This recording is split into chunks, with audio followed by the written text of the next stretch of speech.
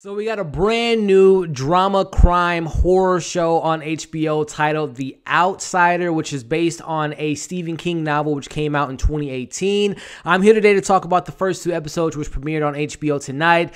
Is it good? Is it worth checking out? And will I continue to watch the show and give you guys a review each and every week? Well, we're going to talk about that and much more. The Outsider is based on a Stephen King best-selling novel, and the series will follow the investigation into an unthinkable murder of a local boy and the mysterious circumstances surrounding the crime.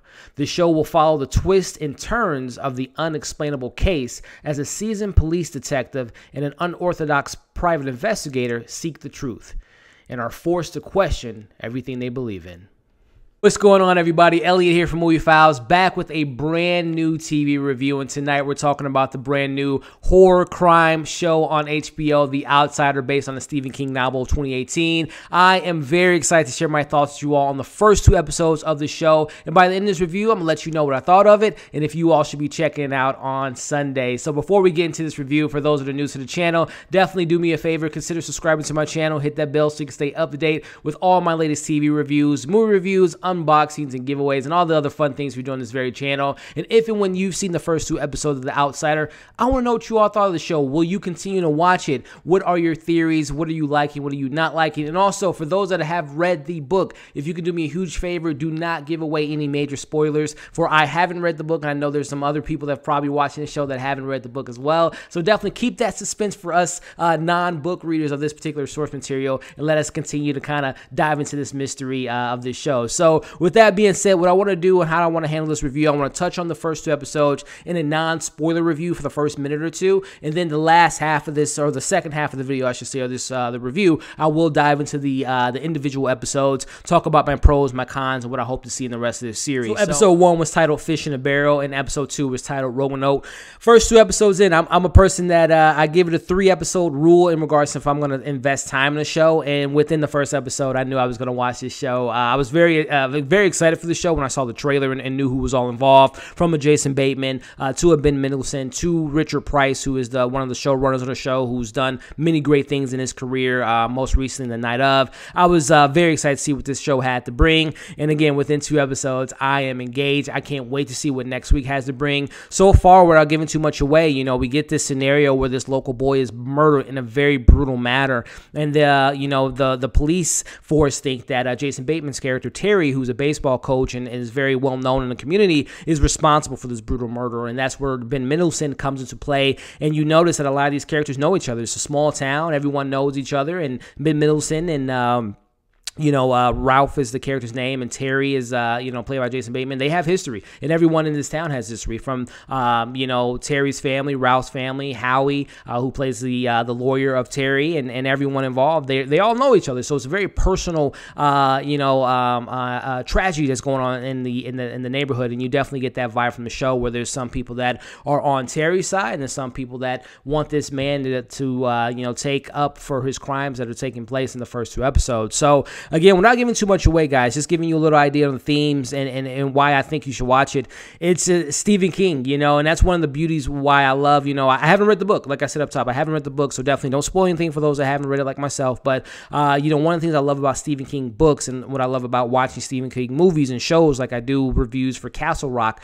Check out that review that I did for the most recent season, and all the episodes I reviewed there. But I love when Stephen King books have this crazy supernatural thing that's going on, but at the meat and at the core of each story is things that we can relate to, family issues, trauma, tragedies, horrific things that go on, and then he throws in the supernatural element, and that's where, things kind of shake up. You have this grounded scenario, but then you throw in this crazy supernatural element, and that's what the show has done a really good job in the first 2 episodes, without giving they haven't really dove too deep into the supernatural element so far, which is really keeping me kind of invested in the show. It's like, okay, and that's what I hope to see moving forward in the rest of the season, how they balance that balancing act between reality and then throwing in how supernatural, how out of this realm will the show go. And so far in 2 episodes, they've done a really good job of really focusing on the crime drama elements, and then every now and then you get that creepy horror vibe that I know the show will probably deliver as the episodes and as the season goes by. So 2 episodes in, I thought Jason Bateman did a great job in directing the 2 episodes, which, I'm a big Jason Bateman fan. I watch Ozark. I've been watching him, on the film stuff, and I think he's a phenomenal actor. But his direction, these 2 first episodes are phenomenal, as well as his acting as Terry. Ben Mendelsohn, we all know at this point, he's a great actor in all the movies, all the shows I've seen him in. He is phenomenal as Ralph, as this detective who wants to get the answer, but at the same time has a morale, a really good, he's a good guy. He wants to figure out things. He has a certain thought about Terry, but as the evidence and as things comes in, he's open-minded, and I like that about a character like this that we get with Ralph, and we find out some other things about Mr. Anderson and his family and some of the stuff that goes on there. So very intrigued with Ben Mendelsohn's character and everyone else, all the supporting characters from Terry's wife to their lawyer to the other detectives and everyone involved. It's a very fascinating show with great acting, great direction again, and it's creepy, it's eerie, it's a lot of dread, and I'm really liking where the show's going, and I can't wait to see what happens in episode 3. So if you ask me, should you watch the first 2 episodes of this new show on HBO, The Outsider, based on a Stephen King novel? I would say yes, 100% yes. Check it out, give it a shot. It's an hour an episode, and it is very intriguing, very engaging, and I can't wait to talk more about it with you all. So that's my non-spoiler thoughts on the first 2 episodes of The Outsider, but let's transition now into the spoiler aspect. So again, kind of recapping these episodes, not getting too crazy with the length of kind of breaking it down, as I will do with my further reviews for moving forward in the rest of this episodes of the season. But Fish in a Barrel, kind of giving you all my spoiler thoughts here. So, we get the scenario, we find out about the boy, they show you the brutality of what happened to, the Peterson's kid there, and it was brutal, from bite marks, it looked like his back was like completely ripped open. It was just very brutal, but, we get these 3 witnesses, we see the guy at the strip club who has a a criminal back history, and who knows how reliable his, his statement is, but we got the footage of Terry going into the strip club. We have the little girl at the park who obviously, there can be some things to be said about a child witness, and what they can make up and what they thought they saw, or if they watched a movie and things of that nature and confusing things. But the young girl saw Terry at the park, filled, covered in blood from his mouth down onto his, his clothes that he was wearing, and told the little girl that he broke his nose on a branch. And the little girl obviously, well, not obviously, but the little girl said that she had an incident where she hit her nose and she didn't have blood all over her mouth. So there's that witness there. And then we have the older woman at the convenience store that saw Terry picking up the young Peterson boy from his like his bike was broken and he helped him in. So there's 3 witnesses there. Again, you can look at it. If I was Terry's representative, Howie, could say these, got an older woman, as he mentioned, as Ben Mendelsohn's character mentioned, that you have an older woman that doesn't drive, but maybe once or twice a week. Oh, that was the DA that said this.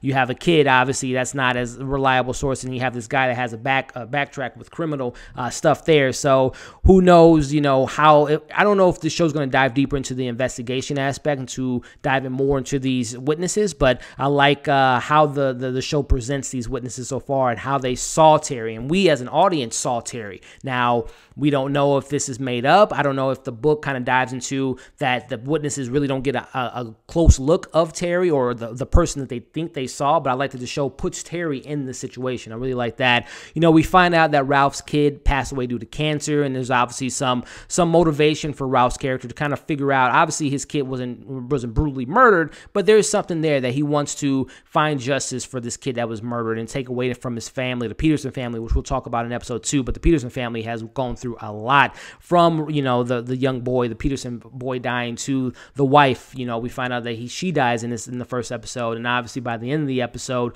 or by episode 2, we also get 2 other members that unfortunately have some tragic things happen to them. So we know that we get everything in episode 1 that Terry was at the conference when the murder took place, but he was also at the murder site at the same time. From all the evidence in the truck, from the Peterson boy to footage of him being in town. So there's a lot going against him, but it's also a lot for him in regards to, we find out that he was at the conference. We see the footage that he was at this conference all the way 70 miles from the murder scene. So it's very intriguing in what this show is delivering to us in regards to what's going on. Again, we know there's a supernatural supernatural element to it, but so far the show hasn't really dove into that it's just like it's physically impossible for someone to be in two places at one time. We see that Terry's daughter continues to have nightmares. She has nightmares about a figure, a man that's coming in and out of the house and telling her things, and she's very upset by the things he's telling her, so that's something to keep an eye out for. And also we're getting again, we find out that the incident with all the Peterson family, and by the end of the episode 1 we see that, you know, Terry's going to go to the courthouse and try to get the trial going in regards to his defense and potentially seeing if he's innocent or if he's guilty. So that transitions into episode 2, where we immediately get the really powerful scene between two great actors, Jason Bateman and Ben Mendelsohn, and that's where we see, you know, Ben Mendelsohn asks Terry, or I should say, you know, Ralph asks Terry in episode 1, did you ever touch my boy? Because he was, you know, he's a baseball coach, and he, you know, a lot of these kids that probably grew up in the neighborhood know Terry.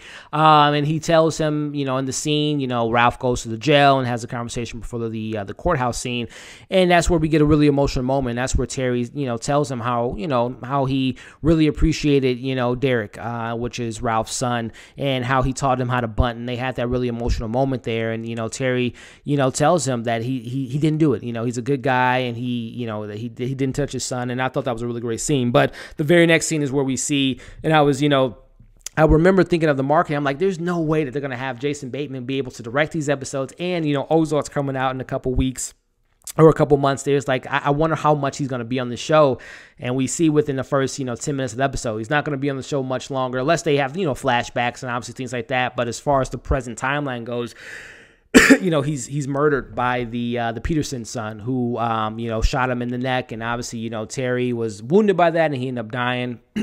But also the Peterson boy ended up dying. So that's now the Peterson's mom is gone, the little boy, the son's gone. Then we later find out in an episode that the husband, you know, hung himself, and he's at the point where, you know, they want to give his organs up. So there's not a lot of life there left. So the last words that Terry did say to Ralph was he didn't do it. So, you know, we have that moment there. We get the interview with the kid later in the episode who stole the van and told them that he did, you know, remember seeing, you know, the restaurant and you know, that he was in Dayton at the same time that Terry's family was there, which is very interesting to see if we get more of that boy. But, you know, as the show kind of wraps up, we see, you know, Ralph goes and asks for Glory's help, and they have a conversation at the table, and that's where we find out about Ralph or Terry getting cut, going to visit his dad in Dayton in a nurse. He said the nurse cut him, you know, that they bumped into each other, the nurse cut him, and I wonder if that nurse happens to be the mysterious figure that we've seen probably about 4 or 5 times in the first 2 episodes, and he's always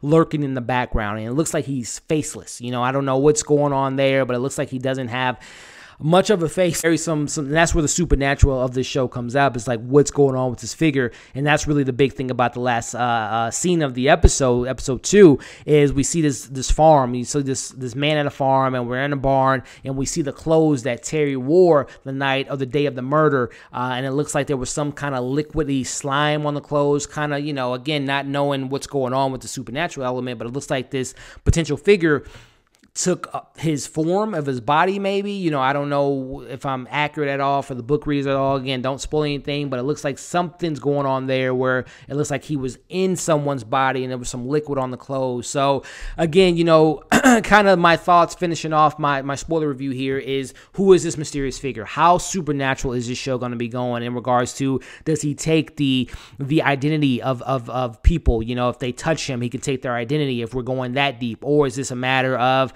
you know, I don't want to, you know, go too crazy, but is it, you know, some alien or something of that nature? Again, we know Stephen King can get really kind of out there when it comes to supernatural things, but I'm very intrigued to see how deep and how out there this show will go on the supernatural elements, because the things I really loved about the first 2 episodes is how grounded, how gritty, how raw, how dreadful the show is, and how deep into reality we're set in. Again, we get the guy in the background, lurking in the background, and that's pretty much the only kind of mysterious, more sinister element of the show that we got outside of the murder of this boy and people getting hung and things of that nature. But, you know, as far as, you know, what I'm really liking is how grounded the show is getting. That's what I love about Stephen King books and Stephen King, you know, adaptations is, you know, we have clowns and werewolves and vampires and all that stuff, but at the heart of each story is these true families that deal with every day-to-day tragedies and day-to-day life incidents and crimes and murder and things of that nature. And I love how Stephen King mixes that into a bowl and helps, and, you know, those are things that we can pick on as an audience to relate to. So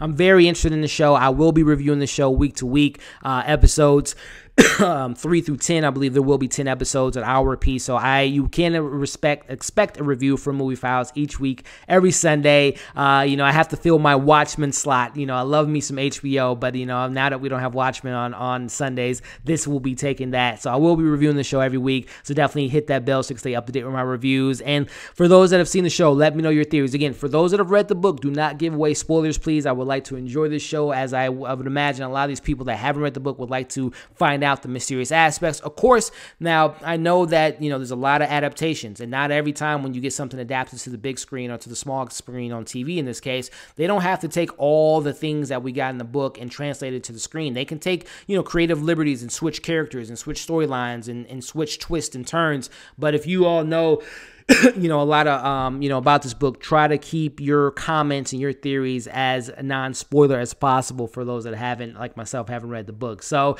that's my thoughts on the first 2 episodes. I'm excited to be back next week to review episode 3 of The Outsiders. Again, let me know your thoughts in the comments, your pros, your cons, your theories without too many spoilers for those that have read the book. Like and share this video. Give it a thumbs up. Helps out the channel a lot. Check out my top 10 movies of 2019 on my channel now. Movie reviews such as Just Mercy, 1917, Underwater, and this week we got a lot of stuff. Trailer reactions for Morbius. We got Bad Boys for Life. We got Sex Education 2 coming out this weekend on Netflix. So keep an eye out for those videos. Follow me on all my social media accounts, which you can find in the description below. Thank you all for watching this review, and we'll see you in the next video.